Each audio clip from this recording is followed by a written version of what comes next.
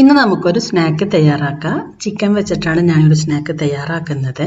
സമൂസക്കെല്ലാം പകരം തയ്യാറാക്കാൻ പറ്റിയ നല്ല ക്രിസ്പി ആയിട്ടുള്ളൊരു സ്നാക്കാണിത്.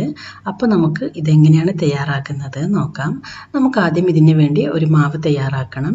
ഞാനിവിടെ അരക്കപ്പ് മൈദയും അരക്കപ്പ് ഗോതമ്പ് പൊടിയിലാണ് ഈ ഒരു മാവ് തയ്യാറാക്കുന്നത്. നിങ്ങൾക്ക് വേണമെങ്കിൽ ഒരു കപ്പ് മൈദയിൽ ഇത് ചെയ്യാവുന്നതാണ്. ഇനി നമുക്ക് ഈ ഒരു പൊടിയിലേക്ക് ഒരു ടേബിൾ സ്പൂൺ നെയ്യ് ചേർത്ത് കൊടുക്കാം. ആവശ്യത്തിന് ഉപ്പും ചേർത്ത് നമുക്ക് ഈ ഒരു നെയ്യും പൊടിയും നന്നായിട്ടൊന്ന് കൈകൊണ്ട് മിക്സ് ചെയ്തെടുക്കണം.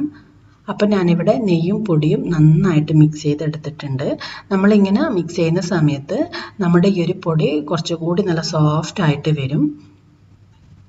അപ്പോൾ ഞാനിവിടെ നന്നായി മിക്സ് ചെയ്തെടുത്തിട്ടുണ്ട്. ഇനി നമുക്കിതിലേക്ക് ആവശ്യത്തിന് വെള്ളം ഒഴിച്ച് നമ്മൾ ചപ്പാത്തി മാവിനെല്ലാം കുഴക്കുന്നത് പോലെ കുഴച്ചെടുക്കാം. പക്ഷേ കുഴച്ചെടുത്ത് കഴിഞ്ഞാൽ നമ്മൾ ചപ്പാത്തി മാവിനേക്കാൾ നല്ല സോഫ്റ്റ് ആയിട്ടുള്ളൊരു മാവാണ് നമുക്ക് കിട്ടുക. കാരണം നമ്മൾ നെയ്യ് ചേർത്ത് കുഴക്കുന്നത് കൊണ്ട് തന്നെ നല്ല സോഫ്റ്റ് ആയിട്ടുള്ളൊരു മാവായിരിക്കും ഇത്. ഇനി നമുക്ക് ഇതിനൊരു മസാല തയ്യാറാക്കണം. അതുവരെ നമുക്ക് ഈ ഒരു മാവ് റെസ്റ്റ് ചെയ്യാൻ വെക്കാം.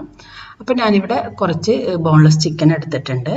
ഇതിലേക്ക് നമുക്ക് 1/2 ടീസ്പൂൺ മഞ്ഞൾപ്പൊടി, 1/2 ടീസ്പൂൺ കുരുമുളക് പൊടി, ആവശ്യത്തിന് ഉപ്പ്, ആവശ്യത്തിന് വെള്ളവും ചേർത്ത് ഈ ഒരു ചിക്കൻ നമുക്ക് വേവിച്ചെടുക്കാം.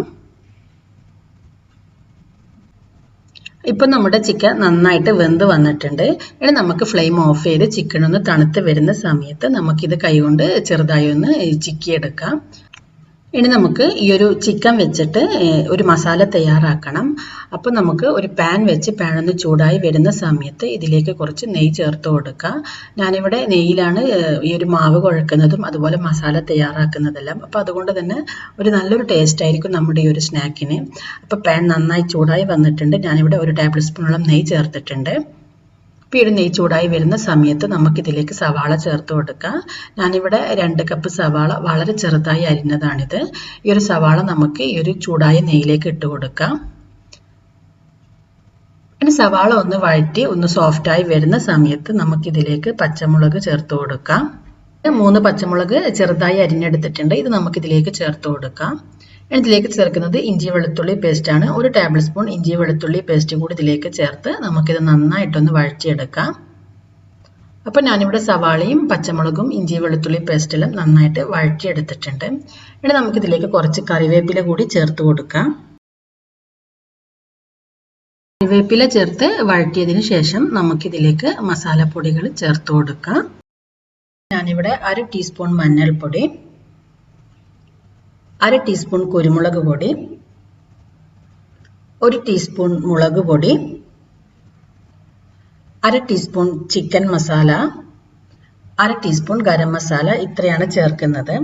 അപ്പോൾ നിങ്ങളുടെ അടുത്ത് ചിക്കൻ മസാല ഇല്ലാന്നുണ്ടെങ്കിൽ 1 ടീസ്പൂൺ ഗരം മസാല ചേർത്താൽ മതി.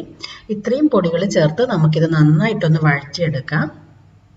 അപ്പോൾ ഞാനിവിടെ മസാലപ്പൊടികളെല്ലാം ചേർത്ത് സവാള നന്നായി വഴറ്റിയെടുത്തിട്ടുണ്ട്. നമുക്കിതിലേക്ക് ആവശ്യത്തിന് ഉപ്പ് കൂടി ചേർത്ത് കൊടുക്കാം. ഈ ഒരു ഉപ്പ് കൂടി ചേർത്ത് നന്നായിട്ടൊന്ന് മിക്സ് ചെയ്തതിന് ശേഷം നമ്മൾ നേരത്തെ വേവിച്ച് വെച്ച ചിക്കൻ ഇതിലേക്ക് ചേർത്ത് കൊടുക്കാം. അപ്പം ഞാൻ ചിക്കൻ ചേർത്ത് ഈ ഒരു സവാള നന്നായിട്ടൊന്ന് വഴറ്റിയെടുത്തിട്ടുണ്ട്. ഇപ്പോൾ നമ്മുടെ ഫില്ലിങ്ങിനുള്ള മസാല ഇവിടെ റെഡി ആയിട്ടുണ്ട്. ഫ്ലെയിം ഓഫ് ചെയ്തതിന് ശേഷം നമുക്കിതിലേക്ക് കുറച്ച് മല്ലിയില കൂടി ചേർത്ത് കൊടുക്കാം. ഇനി നമുക്ക് മസാല ഒന്ന് തണുത്ത് വന്നതിന് ശേഷം നമ്മൾ നേരത്തെ കുഴച്ച് വെച്ച മാവ് നമുക്കൊന്ന് പരത്തിയെടുക്കാം. അപ്പോൾ മാവ് നമുക്ക് ഒന്നുകൂടി കൈകൊണ്ട് നന്നായിട്ട് കുഴച്ചതിന് ശേഷം ചെറിയ ബോളാക്കി എടുക്കാം. ഞാനിവിടെ 6 ബോൾസാണ് ആക്കി എടുത്തിട്ടുള്ളത്. ഇനി നമുക്ക് ഈ ഒരു മാവിനെ ചെറുതായി ഒന്ന് പരത്തിയെടുക്കണം. ആവശ്യത്തിന് പൊടി ചേർത്ത് നമുക്ക് ഇതുപോലെ ഒന്ന് പരത്തിയെടുക്കാം. അതിനുശേഷം നമുക്ക് ഇതിലേക്ക് കുറച്ച് നെയ്യ് തടവി കൊടുക്കണം.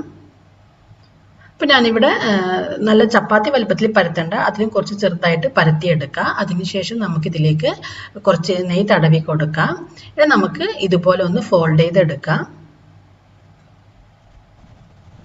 ഇനി ഒരു ഫോൾഡ് ചെയ്ത ചപ്പാത്തി നമുക്ക് 3ആയിട്ട് കട്ട് ചെയ്തെടുക്കണം. ഇതുപോലെ കട്ട് ചെയ്തെടുത്താൽ മതി.